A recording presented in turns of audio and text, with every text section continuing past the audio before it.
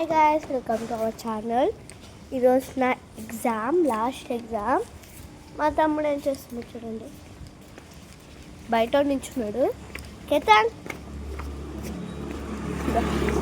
కేతన్ కేతన్ మా friends hi Ketan. అరే hi అవుతుంది. ఇంకా స్కూల్ టైం అవుతుంది, వ్యాన్ వచ్చేస్తుంది. మాకు రేపు నుంచి హాలిడేస్, సెకండ్ నుంచి 14th దాకా. ఇంకా ఇంకా హాలిడేస్.